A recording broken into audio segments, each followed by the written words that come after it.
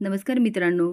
Paru 2 September प्रोमध्ये Mandatai प्रीतूला गोठ्यात झोपायला सांगते, तर पारू आणि आदित्याला किचनमध्ये. कारण ती दोघांना नवरा बायको समजत असते. पण प्रियाला मात्र खूप वाईट वाटतं की प्रीतम किर्लोस्कर गोठ्यात कशी झोपणार.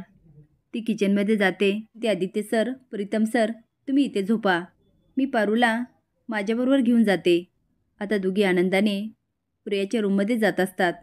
तेवढे ताबा येतात आणि म्हणतात, कुठे चालल्या? प्रिया म्हणते, माझ्या रूममध्ये. ते बघतात तर दोघींनी एकमेकीचा हात पकडलेला असतो. आबा म्हणतात, काही लपवत नाही ना? प्रिया म्हणते, नाही. आबा म्हणतात, मग काहीतरी लपवताय. ते दोघींना घेऊन किचनमध्ये जातात. त्यांना बघून आदित्य आणि प्रीतू पटकन उभा राहतात. आता आबा म्हणतात, आदिनाथ, ही कोण आहे? हे विचारल्यानंतर सगळेच घाबरतात. तेवढ्यात प्रियाचा भाऊ येतो आणि म्हणतो, काय घोळ घातला यांनी? चेहऱ्यावरून दिसतातच ही माणसं घोळ घालणारी. आता सगळेच गोंधळून जातात. प्रियाचा भाऊ म्हणतो, आत्ता बघतो यांच्याकडं. तो आदित्य आणि प्रीतूवर धावून जायला लागतो. तेवढ्यात पारू म्हणते, अहो. आता आबा त्याला पटकन पकडतात आणि आदित्याला म्हणतात, परत एकदा विचारतो, कोण आहे ही? आदित्य घाबरून म्हणतो, पारू. आता पारू गोंधळते आणि त्याला नाही म्हणत मान हलवते.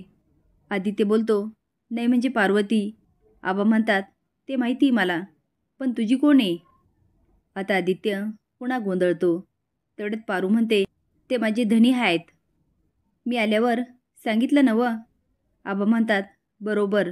म्हणजे तुम्ही दोघंजण नवरा बायको आहात. असं असताना ही प्रियाच्या रूममध्ये का झोपायला चालली? म्हणजे याचा अर्थ तुमच्या दोघांमध्ये काहीतरी भांडण झालं. आता मला सांगा, काय झालं? आता मात्र सगळ्यांचा जीव भांड्यात पडतो. आबा म्हणतात, काय झालं? आता कुणाला काही सांगता येत नाही. सगळेच गोंधळून जातात. असेच नवीन अपडेट जाण्यासाठी लाईक आणि सबस्क्राईब करा. धन्यवाद.